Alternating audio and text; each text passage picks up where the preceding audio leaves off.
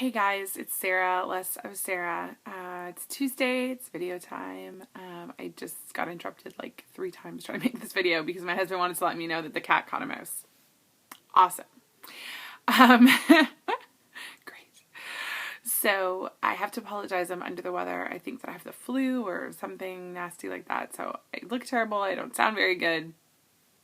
I apologize, but I didn't want to miss making a video today because I had a topic I really wanted to talk about. I mentioned that I wanted to make some videos over the next few weeks before my 1-year surgiversary that are aimed at pre-ops, because obviously a year ago I was in your shoes as a pre-op, and I had a few things I wanted to talk about, and I asked if people had questions to go ahead and post them in comments, and I'm going to try and make a video with pre-op questions, either all questions that people have submitted, or I may sort of add in some questions that I see pre-ops ask a lot on Facebook or on YouTube and that sort of thing. So, but today I had something that I thought was a topic I really needed to put out there in a video that I don't know that I've ever really seen before on YouTube. And I wanted to call it 10 Things No One Told You About Weight Loss Surgery Post-Op.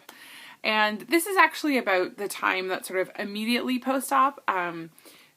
You know, it's not like 10 things no one told you about having weight loss surgery, and maybe I'll make a video like that at some point, but this is actually aimed at things that you're going to deal with right after your right after your surgery, or right after in that post-op period. So maybe in the first like 6 weeks after your surgery. I think that all of these apply to most of the weight loss surgeries out there. I mean, even though I'm a VSGer, I think if you have RNY or even lap band, DS, whatever, most of these things are going to apply. So, yeah, here we go.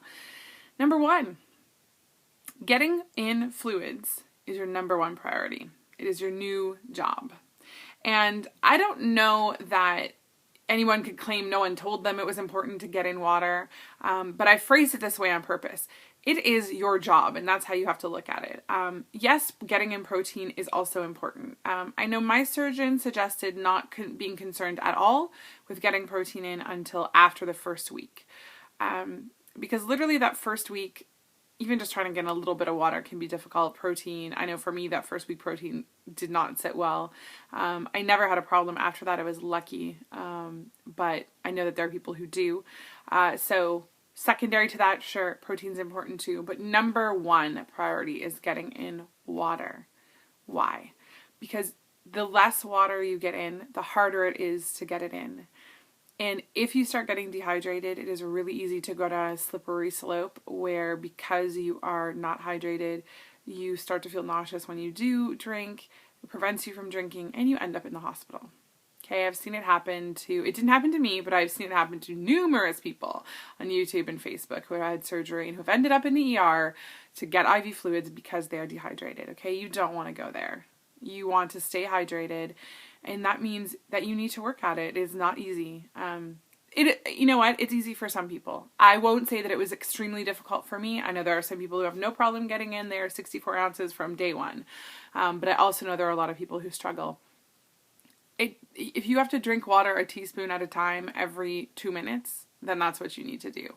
But you need to make sure that above every other thing, getting water in is your first priority, especially that first week or 2 after surgery.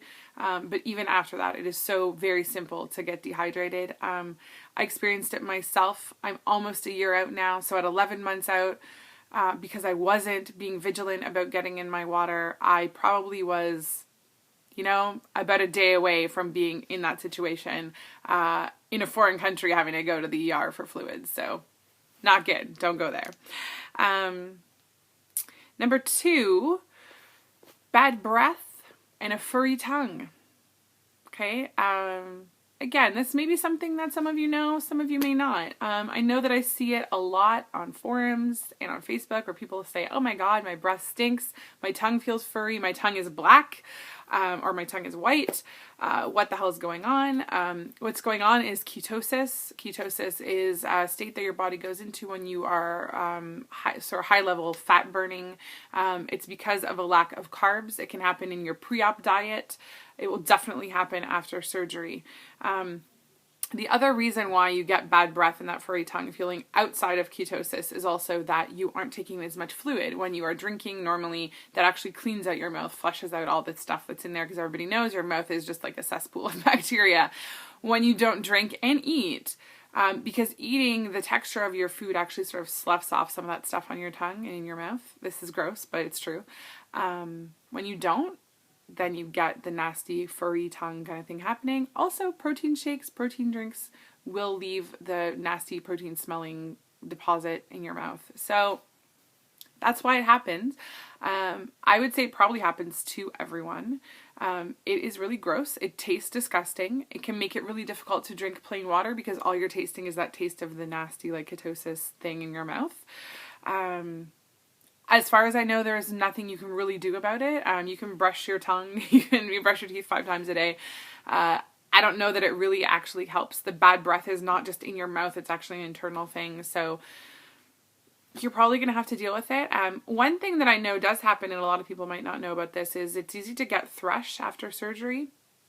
So if you find that you've got white tongue and stuff happening, but it's all over your mouth, that can actually be a sign of thrush, so it's something you should get checked out. Also, black tongue can happen. Nasty, but again, it's just one of those things. It's your body's reaction to both the surgery, the lack of eating, the lack of liquids, and all that stuff. So don't be freaked out if that happens to you. Number 3, hyper smell and food aversions. Yeah. A lot of people report that their sense of smell is heightened. I'm not a doctor. I'm not a scientist. I have no idea why, but I will tell you it totally happened to me. I cannot stand my husband being near me because he smelled. My children smelled. The cat smelled. The house smelled. Every food that I could not eat smelled like death. Again, I don't think there's anything you can do about it. For me, it went on for a few weeks and then it went away on its own. But be prepared that you will probably not even be able to stand the smell of yourself. Never mind other people. So socializing is interesting. But yeah, definitely something that happens as well. Hunger. This is a big one. I see lots and lots of people making videos, posting on Facebook about this. I have probably responded to like 100 people in the last year talking about this. If you feel hungry after surgery, you are not really hungry. Okay? I swear to God, it's not really hunger. Can it be head hunger? Sure it can. If you physically have the sensation of hunger, it is from overproduction of stomach acid. Okay? I know there are people who will probably disagree with me and say, I was hungry from the first day of surgery. I'm sorry, I don't know what to tell you, but I will tell you that 99% of the time, as far as I'm concerned, and a lot of surgeons and doctors are concerned, you are not actually experiencing physical hunger. What you are experiencing is an overproduction of stomach acid, especially if you are a VSGer. It does happen to RNY patients as well, but it really happens for VSG patients because your stomach is producing the stomach acid for your entire stomach, but you have a tiny stomach now. If your surgeon has not put you on some kind of PPI, which is a proton pump inhibitor, which is not an acid, it's not to reduce acid in the sense of a traditional like Tums or a Gaviscon or something like that, which actually is like an acid barrier. It's actually to prevent you from producing acid. So like a Prilosec, Nexium, there's a bunch of them. Omeprazole, I think it's called. I don't know how to pronounce that, but that's the generic term for it. Get yourself some of that. If your doctor hasn't given it to you, ask them for it if you are experiencing hunger. Yeah, I can almost guarantee that that's actually what's going on. Or, of course, again, it can be head hunger, and that can give you physical symptoms of hunger, but you aren't really hungry. Let's see what else. Oh, I'm already at 9 minutes. I'm not even halfway through. You're going to be tired. You're going to need naps, okay? Don't fight it, honestly. There's no point in not taking it easy after surgery. You just had surgery. It's pretty major. You had part of an organ removed, so you don't need to be, yes, you need to be moving around and walking and doing all that stuff, but you also need to be resting. Again, I've seen lots of people overdo it and then, wonder why they're feeling terrible or they're in pain. It's because you're doing too much. You do need to get around, get up and move. But you don't need to like go outside and walk for 2 hours. You don't need to like go do the groceries 3 days after you have surgery. You don't need to do any of that stuff. Okay, you need to give yourself time to heal. So please take naps, get lots of rest. Understand you are recovering from surgery. You need to let your body do that. It does not help anyone for you to go out and overdo it. So don't. Enjoy the time that you have. Naps are awesome. Incision pain. A lot of people talk about this too. You will probably have incision pain if you have laparoscopic weight loss surgery. I know as of yesteryear, most people complain about the one incision where the stomach is removed. Okay, the reason why is because they actually have to make a bigger hole, so then there has to be muscle repair done underneath, and that is usually where that pain comes from. It's actually muscle pain from where the muscle is repaired. The other sites, they just kind of like poke it in there, and so it doesn't need to usually have internal stitches and whatever. So usually that incision pain tends to be from one incision on one side. Yes, it's going to hurt. It may hurt for up to, 6 or 8 weeks. It may even hurt after that. I know I, every once in a while, still have a little twinge there if I move a certain way or do certain things. So, it is going to hurt. It may prevent you from sleeping on that side. And again, if you overdo it, it's going to hurt even more. So don't go there. Also incisions, people talk about, incisions being sunken, looking weird. I had that as well. I don't know if it happens to everyone, but I know that it is totally normal for that to happen. Again, it has something to do with how the incision heals and just the fat and all of that thing. So yeah, will it be like that forever? I don't know. But in the grand scheme of things, is it really a big deal? I'm not sure. I mean, I've seen people get really like upset about it. I'm not sure there's much to get that upset about, and having a little sunken incision. I mean, your body's not going to be perfect. Okay, so I don't want this to sound harsh, but if that's what you're obsessing about, then you got a problem, because if a little imperfection like that is bothering you, wait till you've lost all your weight and things are, yeah. So real talk, you're going to have bigger problems when you're at goal than having a little sunken area around your incision. So yeah. Poop issues. Everybody pretty much has poop issues. I know very, very few people who don't have issues with pooping after surgery in the first at least probably 3 to 6 months. You got to figure out what works for you. Not everything is going to work the same for everyone. Fiber is good. Fiber supplements. Some people take Miralax, Senecot, that sort of stuff. Some people take stool softeners. Some people actually take laxatives. Yeah, you got to find what works for you. Sometimes you may need to do more than one thing, but be prepared that you may have some poop issues. Totally normal. Happens to everyone, just because of the change in your digestive system and the type of thing that you're eating. If you don't drink your water, it makes it that much worse. So again, water is super important when it comes to pooping. So yes, I had some traumatic pooping episodes the first 3 months out of surgery. You're probably going to have them too, so be prepared. Dizzy spells, low heart rate, low blood pressure. This is maybe not an immediately post-surgery thing, but it's something that happens to lots of people.